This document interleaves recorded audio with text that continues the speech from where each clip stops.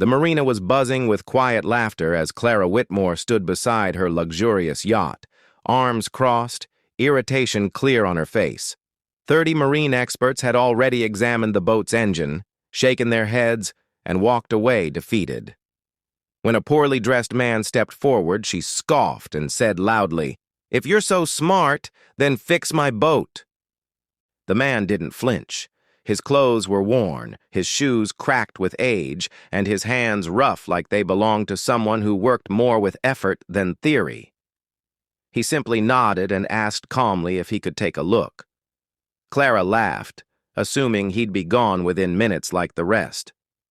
The yacht had been her late husband's pride, a symbol of success and intelligence. Since his passing, the boat hadn't run for more than 10 minutes without stalling. Engineers blamed faulty wiring, fuel imbalance, or structural damage. Each inspection added another expensive bill and another disappointment. The poor man climbed aboard slowly, placing his hand on the engine casing as if greeting an old friend. He closed his eyes briefly, listening, not to the people but to the silence of the machine. That alone drew curious stares. No tools yet, no questions asked. Clara rolled her eyes and turned to her friends. "Watch this," she whispered.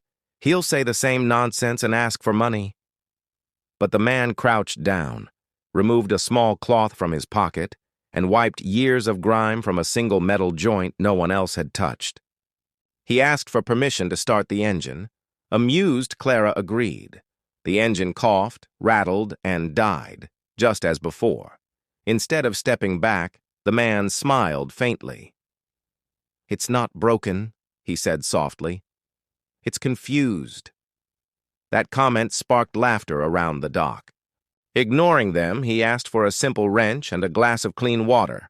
One expert muttered that it wouldn't help. The man tightened one bolt, loosened another, then poured water carefully along a thin pipe hidden beneath the engine mount. He explained nothing. His focus never wavered. Clara watched despite herself, her mocking smile slowly fading. The man then asked her something unexpected, how her husband used to start the boat. Confused, she answered that he always waited a few seconds before turning the ignition fully. "That's the problem," the man said. Everyone rushed. He reset the ignition timing to match the engine's original rhythm. The boat, he explained, was built to respond to patience, not force. Engineers treated it like a machine.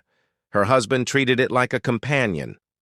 When he turned the key, the engine started smoothly. No coughing, no stalling. A deep, steady hum filled the air. Silence followed, then gasps. Clara stepped forward, disbelief written across her face as the yacht purred like it was brand new. The marina erupted in stunned murmurs. The same experts who failed now leaned in, asking questions. The man simply shut the engine off and stepped back. "It'll run fine now," he said. "Just dawn." "Ed, rush it!" Clara stared at him, her confidence shaken. She asked how much she owed him. He thought for a moment and named a sum far lower than any expert before him. Embarrassed, Clara insisted on paying more. The man refused. "I fix things for people who listen," he replied gently. Curious, Clara asked where he had studied marine engineering. He smiled sadly. "I didn't. I was a dock worker for 40 years. I watched, I listened, I learned." He explained that he'd worked beside her husband years ago, long before the yacht was famous. Her expression changed completely. She remembered now. A quiet man who used to help without asking, who always treated machines with respect. Tears filled her eyes as she realized she had mocked wisdom simply because it came dressed in poverty. Before leaving, the man turned back. "You weren't wrong to test me," he said kindly, "but never confuse money with intelligence or appearance with value." Then he walked away, blending into the crowd, carrying nothing but his cloth and dignity. Clara stood still long after he left. The yacht was fixed, but something else had shifted inside her.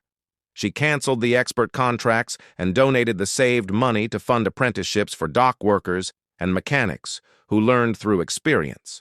not privilege. From that day on, the story spread across the marina. Not about a broken boat, but about a poor dad who stunned everyone, not with degrees or status, but with patience, humility, and understanding. And every time the yacht started smoothly, Clara remembered her lesson.